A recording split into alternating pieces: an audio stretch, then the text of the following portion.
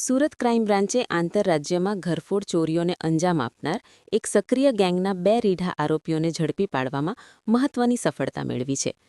Police તપાસમાં ખુલ્યું છે કે આ ગેંગ પોલીસથી બચવા માટે ઝેંગી નામની મોબાઈલ એપના વર્ચ્યુઅલ નંબરનો ઉપયોગ કરીને એકબીજાના સંપર્કમાં રહેતી હતી.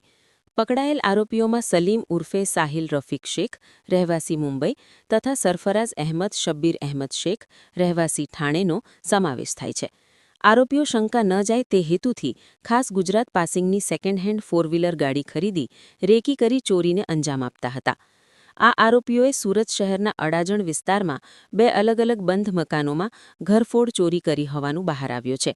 પોલીસે આરોપીઓ પાસેથી ડસ્ટર કાર, 28 કાંડા ઘડિયાળ, રોકડ રકમ અને મોબાઈલ ફોન સહિત કુલ રૂપિયા 4,28,000નો મુદ્દામાલ જપ્ત કર્યો છે. મુખ્ય આરોપી સલીમ શેખ કર્ણાટક સહિત અન્ય રાજ્યોમાં નોંધાયેલા અંદાજે 40 જેટલા ગુનાઓમાં સંડોવાયેલો રીઢો ગુનેગાર હોવાનું પણ તપાસમાં સામે આવ્યો છે. આ કાર્યવાહીથી અડાજણ પોલીસ સ્ટેશનમાં નોંધાયેલા 2 મહત્વના ઘરફોડ ચોરીના ગુનાઓનો ભેદ ઉકેલવામાં આવ્યો છે. સુરત ક્રાઇમ બ્રાન્ચ દ્વારા આરોપીઓ અંગે વધુ તપાસ હાથ ધરવામાં આવી રહી છે. રિપોર્ટર નૈતિક રેશમવાળા, સુરત.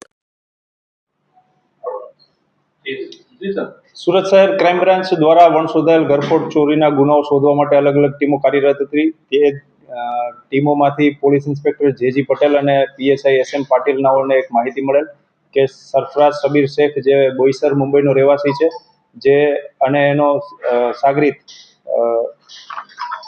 સલીમ ઉર્ફે સાહિલ રફીક શેખ, જે કર્ણાટક બેંગ્લોર સિટીનો રહેવાસી છે, આ બંને સુરત શહેર ખાતે આવી અને 1 મહિના પહેલા ડસ્ટર ગાડી સેકન્ડ હેન્ડ કાર મેળામાંથી મેળવેલ અને અલગ અલગ જગ્યાએ સુરત શહેરના વિસ્તારોમાં એમણે બંધ ઘરોની રેકી કરી અને છેલ્લા 10 દિવસ પહેલા અડાજણ ખાતે 2 મકાનને ટાર્ગેટ કરે, જે મકાનમાંથી ચોરી કરી અને 28 જેટલી ઘડિયાળો અને સોનું અને ચાંદી ચોરી કરીને લઈ ગયેલ.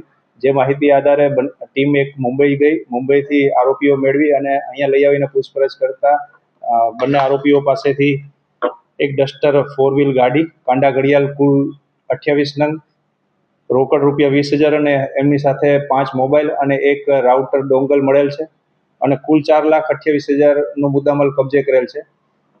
બંને આરોપીઓમાંથી સાહિલ ઉર્ફે સલીમ રફીક શેખ નાઓ ઉપર કર્ણાટકની અંદર 40 ઘરફોડ ચોરીના ગુનાઓ રજીસ્ટર થયેલ છે અને સરફરાઝ શેખ ઉપર મુંબઈના બોઈસર અને કાસા પોલીસ સ્ટેશનની અંદર 2 ગુનાઓ રજીસ્ટર થયેલ છે ઘરફોડ ચોરીના. બંને આરોપીઓ રીઢા છે. સેકન્ડ હેન્ડ ગાડી ગુજરાત નંબર પ્લેટની રાખી અને ચોરી કરવાની એમો છે. ડીવીઆર ચોરી કરીને લઈ જવું, બંધ મકાનોને ટાર્ગેટ કરવાની એમો ધરાવતી માણસ છે. આ બંને આરોપીઓ સાથે એક બીજો સાગરીત છે, બિલાલ મંડલ, જે ચોરી કરવામાં સાથે હતો અને પકડવા માટેની તજવીજ ચાલુ છે. સરફરાઝ શબીર શેખ છે, એ બોઈસર મુંબઈ મહારાષ્ટ્રનો છે અને સલીમ ઉર્ફે સોહિલ રફીક શેખ છે, એ બેંગ્લોર સિટી કર્ણાટકનો છે. એક ઘરની અંદરથી 20 ગ્રામ સોનું અને 150 ગ્રામ ચાંદી એમણે ચોરી કરેલ હતા અને 28 ઘડિયાળો ચોરી કરેલ હતી, જે 28 ઘડિયાળોનો ટોટલ મુદ્દામાલ રિકવર કરેલા. ત્રણેય આરોપીઓ ખૂબ રીઢા છે, ઘણી વખત જેલની અંદર પણ ગયેલા છે અને જેલની અંદર ત્રણેયનો કોન્ટેક્ટ થયેલ છે.